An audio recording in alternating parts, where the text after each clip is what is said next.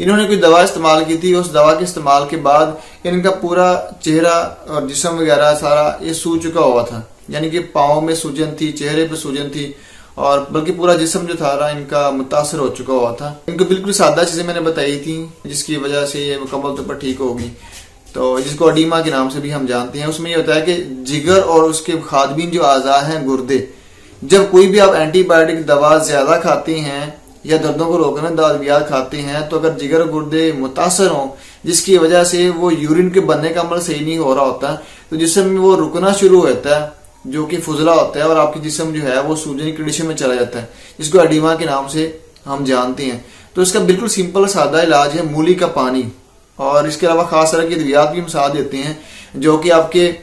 जिगर और गुर्दों के फेल को दुरुस्त करते हैं, जिसकी वजह से आपके गुर्दे दोबारा से वर्क करना शुरू कर देते हैं और आपकी जो एडिमा की कंडीशन है, जो चेहरे पे